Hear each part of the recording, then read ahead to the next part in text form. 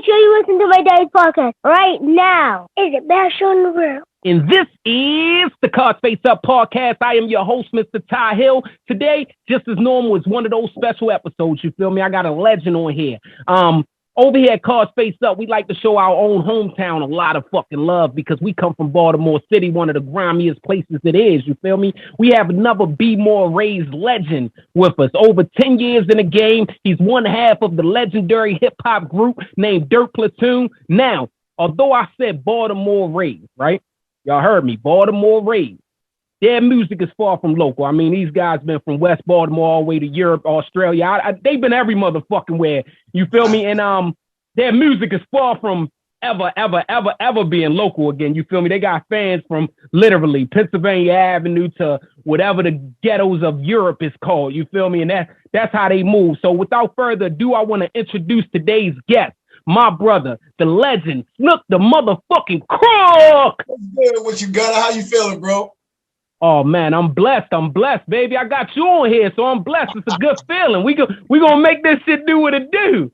Yeah, you know, and that blessed feeling is reciprocated, man, because I've been watching you do your thing, man. And first off, I want to congratulate you on your success. That's why I told niggas, not only am I gonna be on my man's podcast, but it's award-winning, man. The stamp Thank you, man. Thank you. So it's an honor for me to be here too, bro. Thank you, man. Thank you. Look, we gonna get right. I want to get into it, you feel me? Because one of my favorite quotes from you feel me? And I know a lot of music over these fucking years of hearing Dirt Platoon, of hearing Rap Almighty, of hearing motherfucking Snook Da Crook. I know a lot of y'all music, but one of my favorite lines from you is, it said, what'd he say? My rap changed lives and touched hearts. The tough part is getting the masses what did he say? My rap matches the reckon. That's what it is. The tough part is getting the masses to recognize true art.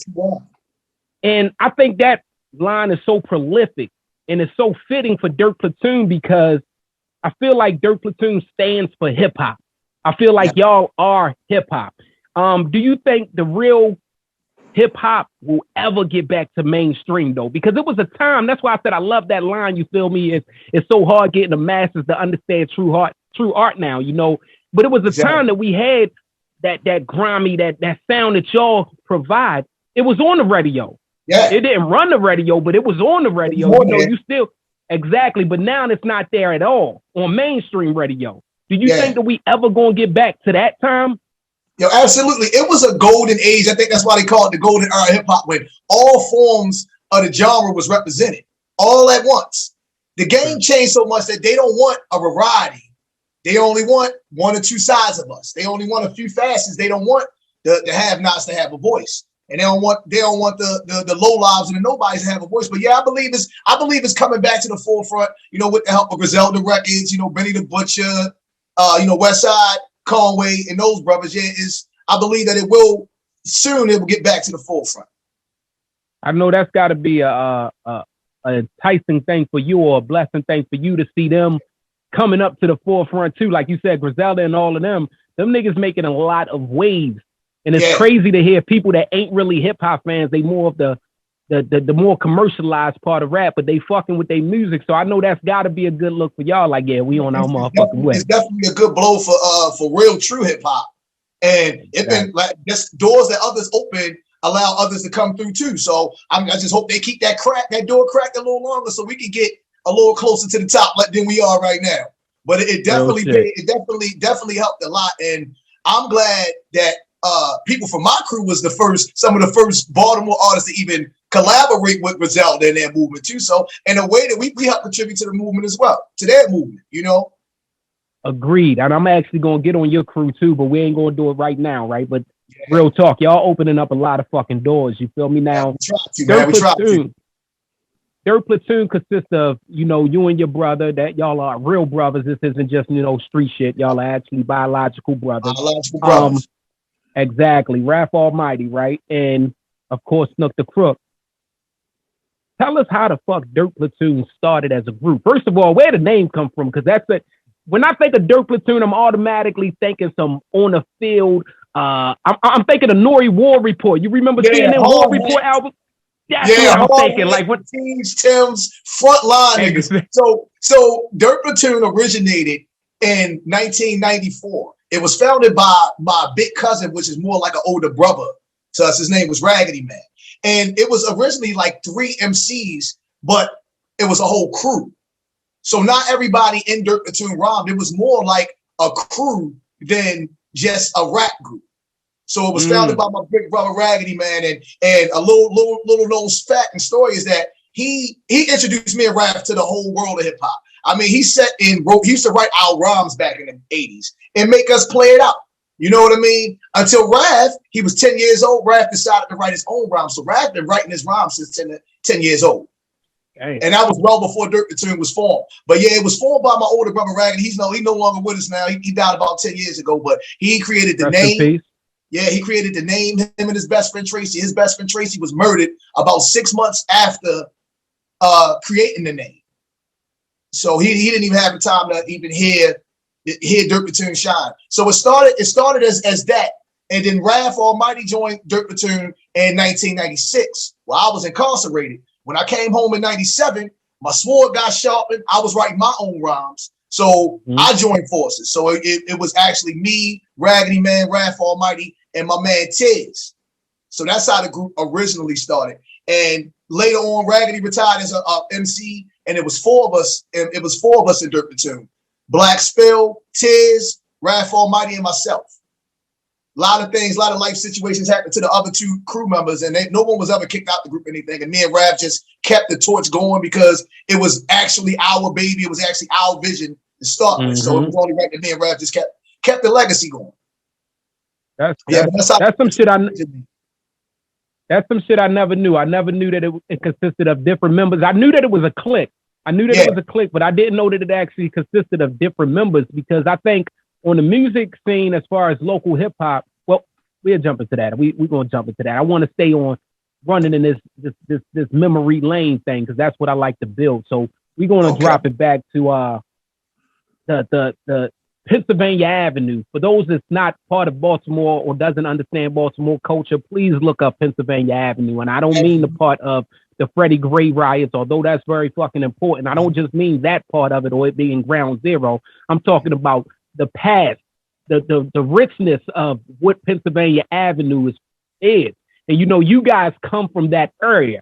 Y'all are from Pennsylvania Avenue. Y'all rep that shit very, very, very heavy. But for most people, they don't realize that it was a time that Pennsylvania Avenue was the epicenter for Black art, entertainment, businesses. I mean, we talking clubs, we talking hotels, we talking restaurants, and it was Black owned. This was like Black.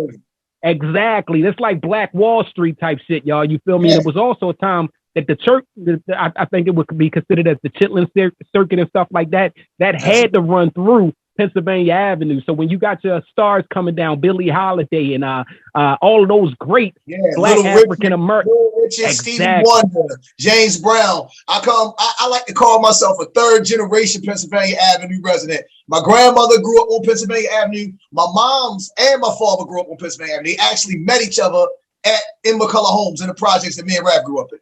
So we would hear stories coming up about paying 5 cents to see little Stevie Wonder, James Brown, Jackson 5, Smokey Robinson, the Miracles. Everybody came through Baltimore. It was a must that you came through Baltimore. And it was called the Gold Coast. So we were not just nationally known, but internationally known. People came from all over to visit Pennsylvania. It was one of a kind. How, man, listen, I talk about that. I spoke to, and I was going to ask you about your grandmother, you feel me? Because from what I remember, I remember a song back in the day that you spoke about, like your grandmother, one of y'all spoke about like they lived like a couple doors down or some shit. Yep, that was me. That was me. Okay, so I can only imagine what type of vibe that was to hear those stories. Although you're not old enough to see those stories, you still see the statues. I think, what statue out there? Billie Holiday statue? Billie Holiday statue. Okay, so we still got the statues and stuff, but how much did those stories that you were hearing, like the 5 cent stories and shit like that, play a part in making who Snook Da Crook is? I mean, it's a major part in my persona, my brand, my style as a whole, because we felt like we really had to represent as we were going to let people know we were from Pennsylvania Avenue, we were from that area, because you really had to represent. So I was a very imaginative kid, as you know. That's all MCs imaginative. So that I could just see stories in my head, as she told me these things. Because, like, as you know, we ain't have a lot going up. So sometimes all we had was stories. At this time, man, we had 3 channels on the TV, man. 2, 11, and 45. You feel me? So, the stories and these stories being passed down in oral tradition was mostly what we had. You know what I mean? And on top of that, it was an escape of what was actually really going on, our reality. So my grandmother would try to help us escape through telling us the good times and the good sides of Pennsylvania Avenue, because we came up in the 80s. That's when crack just came out. It wasn't as pleasant, nowhere near pleasant and vibrant as it was even in the 60s. Yeah, even in the 60s. So that played a major role in Dirt Platoon as a brand, because that's where it was nurtured and born and morphed on Pennsylvania Avenue, on Dolphin Street. I think so that played a major role. I think one of the things that I used to credit my music to, right, or being so versed in my music, was having 2 sides of upbringing. You feel me? I had a mom that was on drugs and things of sort, shelters. We grew up poor, you feel me, broke and shit like that. But I also had a father who was doing okay for the average Joe. He busting his ass to work hard. He wasn't strung out on drugs like my mom's side was. So traveling back and forth gave me a chance to see both sides. So you speaking of the 80s now, and y'all also, Pennsylvania Ave is known, like you said, that's the crack era. Y'all known for the biggest hustlers that Baltimore, Maryland done birthed. You feel me? So you got to see that type of shit as well. Now you really got to see that with your eyes. We talking late 80s. You got to see, the dope boys, the shit that y'all see on The Wire. For my listeners, this is that neighborhood he comes from. You feel me? Now a lot of The Wire was shot over east, but that shit is really a lot of the stories from over west. So putting those 2 together, is that what we have as Snook Da Crook? You feel me? Like putting that together, would you say that's what Snook is? Like how would you consider yourself to be? How would you label yourself musically? If you had to make a sentence of who the fuck Snook Da Crook is musically, what would you label him? Very honest, transparent, super fucking lyrical when he a monster, man. Monster. But I had that same upbringing as you, but it was flipped. Our father was strung out on drugs. He was strung out on heroin. That was a drug of choice on the avenue. And our mother raised us single-handed. So those times we stayed with him, that's when we, experienced more of the hardships than even somewhat hardships that we had going back home, which we lived on in McCullough homes. He didn't live there no more. So my mom's father lived in New York City. So we spent a lot of time, at least 2 or 3 times a year. We would drive up there, stay with him. We would bring him back down here. So we had a chance to actually get outside of our environment often. Any chance you get, Virginia, Kings Dominion, things like that. So she wanted to show us another side, that the world was bigger than those 2 blocks we lived in. That's deep, because I didn't know that. You feel me? Having that travel experience or those things that's bringing different types of cultures. It shows why y'all niggas are so easily adaptable anyway. I feel like Baltimore create that shit anyway. Baltimore create a chameleon any motherfucking way, but that Baltimore-ness still tend to come out. But y'all niggas move a whole different way that y'all kind of adapt anyway, and y'all fit in. Any environment. We chameleons, man. We adapt any environment. Shout out to moms for that, because she shout out to mom. Definitely. Now, when I talk about artists, local artists especially, you feel me? A lot of this shit is a hobby to us. Like myself, when I did music, it was a hobby. Of course, I wanted to be rich. I wanted to be famous, whatever, all that shit. We aimed for it. We wanted it to be what it was going to be, but that wasn't it. You niggas ain't doing this shit as a hobby. Y'all are real artists. This is y'all career.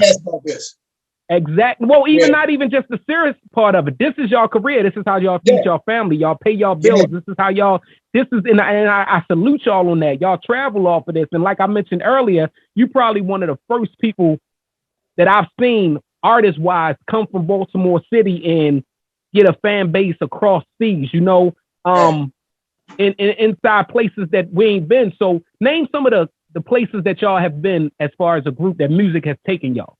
Oh man, all over Europe, Switzerland, Germany, France, all of France, mainly Paris, but France is a very big country. Man, we South America, Chile. I was just in Bogota, Colombia last year.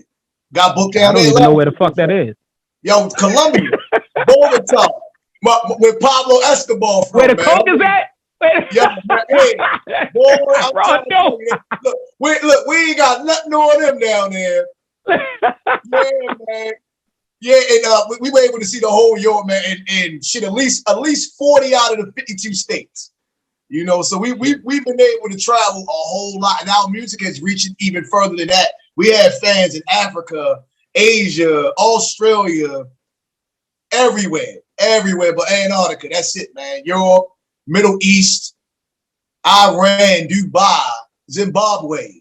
So yeah, our music touched a lot of people, and the one common thread with it is that they relate to our struggle. As we got to travel, we realized that it was a million Baltimores.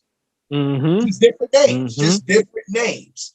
And those were the people that embraced us, as well as other peoples in different walks of life. But for the most part, we're the voice of the have-nots. You know, we're the voice of the voiceless. And once we got the place, especially war-torn countries, we had an album that came out in 2013 called Warface. And for the life of me, I couldn't figure out why 80% of the people that downloaded it were in Africa. And then once I started to talk to them, they say, we live in a war every day. So we wake up every day, we have to put our Warface on. And they really related to our struggle as well as theirs. And it's parallel. It's parallel to everybody else's life. So, well, I always say, you know, music is a universal language. You feel me? That's something that everybody needs to understand. And you two proving that with how much love y'all get in these places. I've seen video footage. I've seen stuff like that. Y'all get love in these countries. And I watch these fans, they reciting y'all lyrics and shit like that. But these people don't even speak English. They don't know English. Yeah, but they recite, you feel me? That's some Beatles, Michael Jackson shit. You feel me? Like, how does that make y'all feel when y'all get off stage and y'all get to politic with those people that you don't know? Like, have y'all started learning the language and shit? I know a little French. Okay. And I made it a note to learn French because we were signed to 2 French labels. Okay. So we had 2 label deals with French companies, and I wanted to know what they were talking about. You know, us Baltimoreans, man. Look, if you change your voice tone, I'm like, oh, that nigga saying something about me. We gonna learn this shit. Yo, crazy story. We you know, a lot of times, especially when we started out, man, it wasn't our glamorous big ass hotels. We would stay at other people's houses. The promoter would say, hey, we got enough money to pay you, but we ain't got enough money for the hotel. Stay here. And it was one morning, I'm sleeping late because it's a 6-hour time difference. And I wake up and Raph on the side of the bed packing his shit. And I'm like, what the fuck you doing? He like, yo, these motherfuckers talking about, I'm getting the fuck out of here. I'm like, how the fuck you know what they said and you don't know French, nigga? He was going on for their mannerisms. And you know they wasn't talking nothing about us and shit. It's just that, you know, when a person starts talking aggressively, we ain't know what they was talking about. Rap was ready to get the fuck up on out of there. You gotta be able to read the fucking room. So it was that's about the only language I even attempted to try to learn though, man. But I know you got things like Google Translate. So when these guys get off the stage, they as lost as we are, because from other than the words they know about rhymes, they don't know a piece of English. You know what I mean? So yeah. But it's humbling. I didn't know that it's humbling, extremely humbling. I didn't know that y'all signed to 2 labels over there. That's something I didn't know. Yeah, we had two label deals over there. We signed with Emphasize, and that was a label that brought out 2 projects. It was one with Start Your Bids, and that was what we actually signed the label deal for. And we got signed to a label called Shinigami Records, and that was the label that brought out Warface. Okay. And we went back we went back a 3rd time and released Badface Robbery, but it wasn't a label deal. It was a joint venture that we actually had the project recorded already, and they just purchased it off of us. So yeah, we had 2 label deals over there. We signed on there from 2011 to 2014.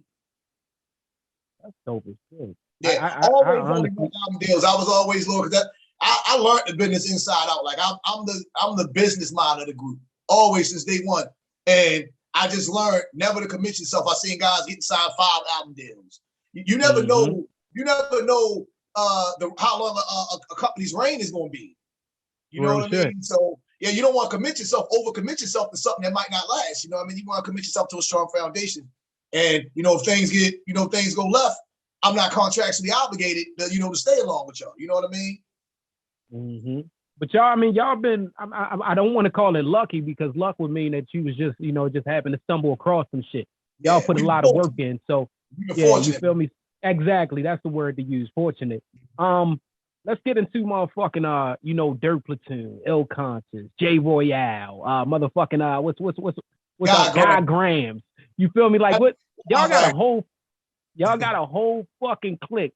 I think it used to be called, I don't know, because I haven't heard none of y'all say that shit in a long time, but I think it was like my team better than.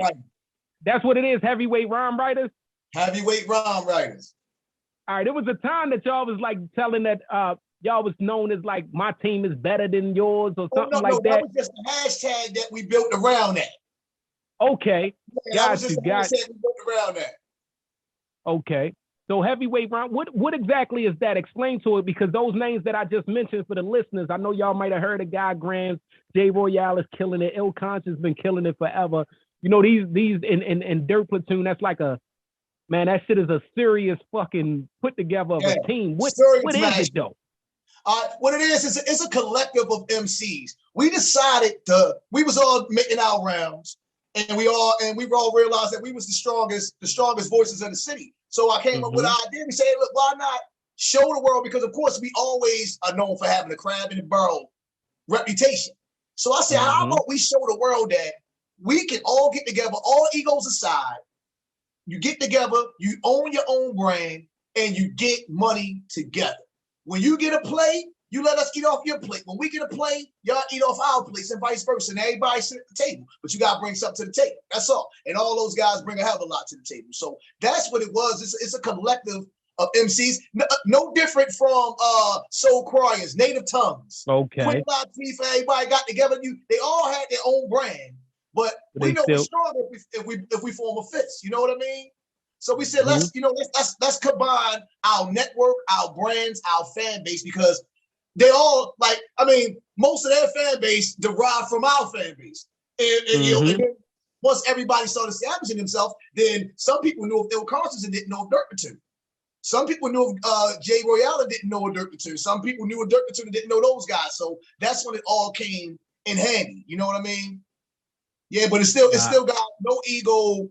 Own your own brand. Everybody their own boss. Everybody make their own moves. We get together on occasions to make some dope ass music and to make a lot of extensive moves together. So that's what the whole crew derived of. We did one project which was called Paramore. We went overseas. We had an overseas tour, and we took Guy Grams and Ill Conscious along, and that was their first time going overseas. So we made a documentary out of it. So we made a documentary and soundtrack out of it, and that shit did numbers. I think that's close to like 1 million streams on Spotify right now. So, yeah. Nah, that's dope. That's something that I think that Dirt Platoon has given to the city. You feel me? Yeah. Y'all have given a lot of game. You feel me? Watching niggas like, the younger niggas, or I can't consider them young. I call them, I'm going to say younger in the hip hop game, just because J Royale ain't been out as long as us. You feel me? He wasn't really, he was trying to get it popping, but he ain't have. I remember sitting with J Royale talking to him. Man, it's probably about a decade and some change ago, you feel me? And he like, man, I'm just trying to get with a team, this, that, and another, you feel me? And to see yo blossom, but y'all together, all of y'all, and specifically Dirt Platoon has given out a lot of fucking game. Not just by talking about it, but by showing it. Like I said, the overseas shit. The y'all niggas y'all fucked with the DJs. I think unlike a lot of artists, y'all niggas really deal with y'all kind of embody the five elements of hip hop we're talking about. Absolutely. Yeah, you feel me? From MCing to DJing to breaking to graffiti to beatboxing and shit. Y'all body all of that. So when you're doing music, what's different from doing a Dirt Platoon album versus Snook Da Crook album? Because I know you got your solo shit, and I know Rafton did some solo shit as well. What's different in that? Because y'all all over each other shit anyway, but always is the creative control better when it's solo? Absolutely, absolutely, man. Look, like you said, we are not only in partners in round, man, we blood brothers. So, man, that sibling rivalry shit just come out of nowhere. Whether it's coming from beat selecting, album sequence, everything. Because, like I said, we really hands on. Hey, yo, I want to turn the light on because it's getting real dark on my side. I was just about to tell you that. Go ahead. Yeah, it's getting dark as fuck up here, man. The sun going down. All right. Shit, I don't know how good that's gonna fucking do. Might be a little better. No, it's a lot better. You good. Yeah, so the creative process is definitely a lot different because we love a lot of similar things when it comes to the art form, but we got different ears. And we got different experiences too. Like I got, man, me and Raph life is apples and oranges. You know what I mean? Mm-hmm. So I have other things to say besides what Raph has to say and vice versa. But yeah, the creative process is definitely different. When you go into the studio, I'm used to going into the studio with me and my bro. You know, we don't normally have a lot of people when we record around anyway. Right. But you know, you hit the studio by yourself. You get to come up with all the topics. You get to shine on your own as opposed to having to share the spotlight too. So yeah, it's definitely a different. I mean, I love the vibe. I'm only one album in. I got my second album coming out, Thieves Code 2. That's coming out in March. So yeah, I'm loving the process. Yeah, absolutely, man. I got you. I love to see that shit, and I love it when y'all. I just love expansion. I love how niggas continue to move and do things apart and do things together because I think that even makes it more special when it comes back together. You feel me? Because a Snook Da Crook album will never be a Dirt Platoon album, and a Rap Almighty album will never be a Dirt Platoon album to me because together y'all bring something different. It's missing an element. It doesn't exactly, but it doesn't. I'll tell you this though: every project is a Dirt Platoon project, regardless of if it's a Rap Almighty project or a Snook Da Crook project.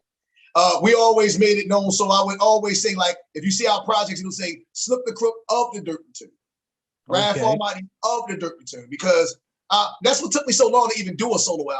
I bleed Dirt Platoon. I bleed this brand. You know what I mean? So that's my baby. That's what I hold. I hold Dirt Platoon in higher regard than Snook Da Crook, the artist. I'm starting to add more value to Snook Da Crook as an artist now, but Dirt Platoon, that's my baby right there. I could dig it. And that's the parent company. That's the parent brand. So everything else is secondary. I dig it. So as far as you being an OG now, you feel me? You solidify, you done made your mark, which is crazy because you did that shit. I mean, even though you could bring Dirt Platoon back to the 90s and shit like that, Dirt Platoon really made a name on the scene, on the local scene about what that first album, the second album was at 09. Yep, I know y'all had one before the one that we started really seeing y'all perform. We did our first album as me and Raph as Dirt Platoon. We released an album called The Brute and the Brains. That came out in 2008. That's what I was talking. Yeah, that's the one I was talking about. Yeah, that came out in 2008. And that was the first album we did, just me and Raph. We always had a pact and we like, yo, one day, man, you gonna do an album together. You know what I mean? So who knew it was gonna be 7 albums? You know what I mean?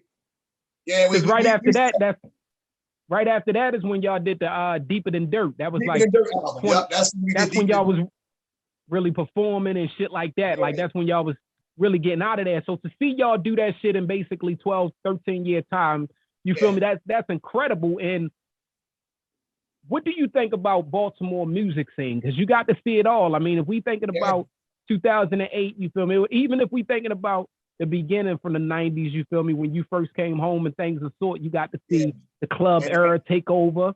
You got to see the 06, 07 when everybody dancing and big, all this crazy shit. Then you got to see, you know, the more pop era that we in now, the more drug era, the more. What do you think?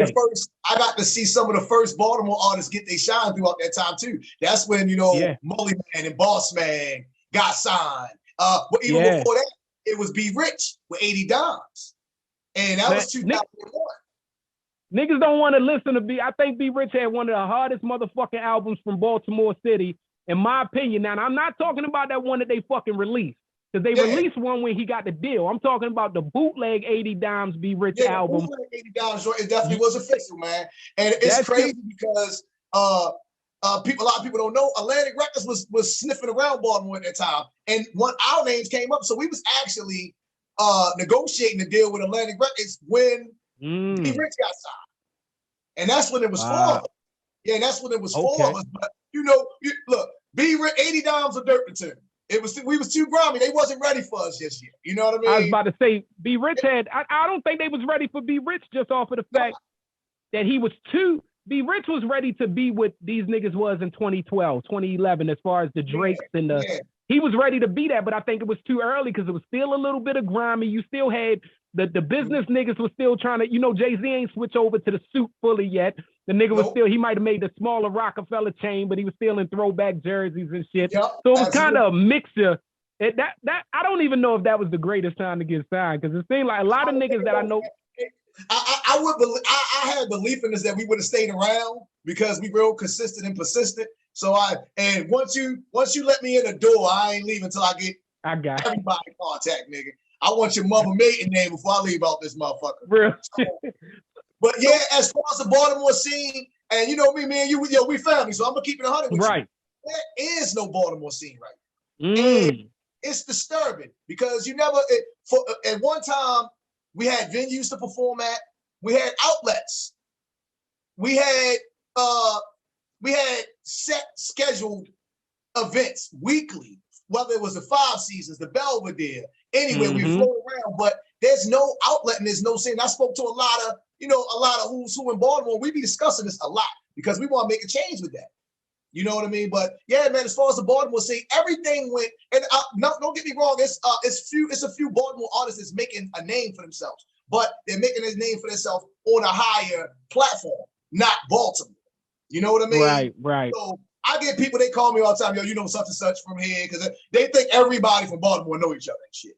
You know what I mean? And so I'm like, nah, I don't know that nigga. It was a time we did though. Yeah, well, like you said, when we had those circuits that we could do actually, the Seasons, the Belvedere, all of those places, we always seen each other. You get what I'm saying? So we had, whether we beefing or not, you feel me? The biggest things that the shit that I miss with Baltimore, man, and you got to experience this, and a lot of these new niggas didn't get a chance to, is the Crazy Johns era. I'm talking, sitting out that motherfucker. I remember being a young nigga out that motherfucker. I'm probably, that's what, 08, it was like 99, 98 type shit. So I'm 13, 12. I'm the little nigga. I couldn't even get in the motherfucking freestyles and shit. They wouldn't let me. But niggas would let me hold the gun and shit. My niggas ain't shit, I'm gonna tell you. They would let me hold the gun. I could bust a nigga or something go down. Cause you remember back then, you had to come ready, nigga, Murphy Holmes and all that shit. Yeah, you had to come ready for war. Yo, you had to be prepared before shit even kicked off. You rap good if you want, nigga. It's gonna end up however the fuck it's going. Over like that. Yeah, so as far as the scene, man, and these cats did miss out on it. Like I said, I'm the youngest out the crew. I'm under 40. You know what I mean? So I got in the game early, 15, man. I was out there doing that shit when 15, 16 years old, man. I was rolling with nothing but grown men. You know what I mean? I had all this, so they ain't really, they ain't really question too much. But yeah, I was a younger man getting the experience and soak all that up. And I feel bad that these kids get to skip scenes like that. You know what I mean? They skip it. They cheating the grind. You know what I mean? Real shit. And I would have wished that they could come up through the ranks. The music would be better. And I hear a lot of these guys from Baltimore, rapping and shit. But I mean, it's not my cup of tea. That's why I got up with the hardest niggas out the city. And we want to shine a spotlight on them. You know what I mean? Because there's already enough spotlight on others. You know what I mean? But that's what I believe about the scene, man. Like, these kids are not getting the proper training. We went through boot camp. Yo, 5 seasons, niggas would get booed. You know what I mean? Listen. Nigga, how you gonna perform when it's 2 niggas in the audience versus 100 niggas in that motherfucker? You come with your 30 bitches. When you get off the stage, you take all your bitches with you and your homeboys. You know what I mean? Yeah. So listen, you know how many times? You know how many times I'd have had to beg a nigga to lead they fans there? Yo, let them leave that. Yo, I remember Sonny Brown. Sonny Brown shot a pitch. They the known host. Right. They host every fucking thing. So, and even before that, C Love, shout out to C Love too, man. Man, C Love, Shaka Pitts, Sonny Brown, my man, Ray Luger, motherfucking 50 Hits in them. Rest in peace, we low key to God, rest in peace, man. We had some Mr. Wilson, rest in peace. Yeah, man. Look at that. Remember 50,000 Hands got the winner Ghostface. You know what I mean? Yeah. And he was about to ink a deal with them. You know what I mean? And low key guarding them, their studio and shit was on Pennsylvania Avenue in Lawrence, so they was some West Baltimore niggas anyway. So now I got some crazy stories about them, man. We was out on the block, shootouts and all that shit, man. Like, man, them niggas was deep as and this fuck. is 99, 2000, man. Shit, wow. Them niggas, think about it. Yo used to sit with the tone in the wheelchair. Yeah, man. You know what I mean? Listen, I done sat with Low Key so many times. It's crazy, yo, because that was a nigga, man. I fucked with Joe very, very fucking heavy because he was just real. Like we met all them. Yo, we met all them niggas, like you said, young. We met them young, and we met them on some grimy shit. Like the first time I met Sonny Brown and shit, he could tell you, nigga, we stormed the stage. Like these niggas was putting us on the back burner, me and my man and shit. Nigga, we East Side niggas, so you know it was different. Like West Side was running the shit. So man, these niggas, like it was getting later and later. Nigga Sonny kept telling us, and he became my brother after that. But nigga kept telling us, yeah, I got y'all. Man, it's getting later and later. You know, your niggas start looking different. Your niggas start looking at their watch like, boy, you know how much money I'm missing right now in this fucking club, boys. Man, we take the stage, go up there, snatch mics and shit. Sonny trying to calm us down and shit. That's when we got our first real introduction to Yo. He let us rock off and shit, but he squashed all that shit. Man, that's the hip hop that I miss. You know this shit. Yes, man. I love. I see what these niggas doing and shit. It's cool. You feel me? And I like to see niggas shine, and that's why I'm doing this whole thing as far as the Card Space Up and opening up to our local artists so that they can kind of get some buzz, get used to get vetting and shit like this. But I understand the business shit too. Like these niggas. Absolutely. What I will say, these niggas, they smarter than us. I mean, shit, nigga, we did a lot of shit for free. Yeah, hell yeah. Tell me, yo, they getting monetary rewards so quick. Man, I ain't gonna tell you how long it took me to make some money with this shit, man. My goodness, man. Nigga, free. Look, matter of fact, I ain't make money. I just had to spend money to make no money. Man. You know what I mean? Listen, to make no money. And before that's why niggas couldn't tell me shit when we started flipping our own CDs, nigga. I said I wasn't making shit. But once we learned that motherfucking nigga, I said you get 100 CDs for $100. Bitch, don't flip this to 500, re-up, nigga. I was treating that shit like the block. That's how we did it, yo. When we got our first albums, man, back in 2001, our first CDs, man, we hit every state, man. We hit New Jersey, New York, fucking everywhere, Philly, yo, and that paved the way for when the internet era came in. All of our fans got ushered right in, and that's how we didn't know at that time, but we were building a network. So most of these guys I met in Philly and Camden, New Jersey, and New York City, that's how we built the blueprint for touring and getting around out here. You know what I mean? So we were making a network and not even knowing it, making a name and not even knowing it. And there's people that's still there. They'll DM me like, look at the CD I got from fucking 20 years ago. You know what I mean? Real shit. CDR shit. The CDR with me writing on it with the black Sharpie. You feel what I'm saying? So real shit. When we used to put out numbers on the CDs. On the motherfucker, yeah. You know what I mean? We straight out the trunk Master P'd it. You know what I mean? Real shit. All of the members of Dirt Platoon, I signed this all up. I got us our own publishing. I signed this up with ASCAP. That was the performance rights organization that we signed with. I'm still with ASCAP right now, and it's like, yo, those were things that you would do before a label come to you and say, hey, I can get you your publishing. I wanted to have everything before the label even came to say, so they wouldn't have no character dangle in front of us. You know what I mean? So I got you. Snook, you ain't got no more light in there? Man, nah, at this point right here, nah, man. This where my desk at. My desk kind of in my quiet space, man. So don't he got a little cozy corner and shit. I feel you. Cozy shit, man. Nah, nigga, we all good, yo. What I want to know, right? What is next for Dirt Platoon? First of all, because I was gonna say what's next for Snook, right? But I ain't even gonna ask you that because, like you just now made clear, whatever the Crook do, that's what fuck Dirt Platoon is, and vice versa, Raph. So I love the way that you clarified that shit. So what's next for the crew? What's next for Dirt Platoon? What are we looking out for, nigga? What's gonna get us that motherfucking Y'all niggas are like, to me, you feel me? No offense, New York. Y'all niggas are like a good version of what's them niggas? MOP. Y'all niggas are like Yo, we got coined that phrase, that name. Yo, we the Baltimore MOP. Yo, everywhere we go, we get that comparison because it's a two-man crew. we jumping, we animated on stage. I mean, hey, look, Lil Fame co-signed it, so I was like, yo, because he was at a show one time when we was in Brooklyn, and he like, I had to come see these niggas. They kept saying that they the Baltimore MOP. Like, who the fuck is these niggas? And we good now. You know, we did that crowd control. Yeah, we did a show with them in Philly, and it was all love, yo. Dirt Platoon and MOP, that shit was fucking massive, yo. That's dope as fuck. That shit was what's next for Dirt Platoon is we got an album dropping later this year. It's called From Dirt You Came and Shall Return. That's produced by an Australian producer. It's coming out on an Australian company. His name is Deep Startup Business. And it's featuring Eco. I'm not sure if you're familiar with Eco, Rochester MC and producer. He rolls with 38 Special Griselda. I do know who you're talking about. Yeah. Little short Spanish dude. So he's heavily featured on that album, and he's bringing out an album. Eco's bringing out an album, and we are heavily featured on that album. So those are two projects to look out for. Snook Da Crook solo album, Thieves Code Part 2. I dropped Thieves Code last Christmas, so I'm following up with Part 2 of that. Me and Ill Conscious are doing a joint album right now.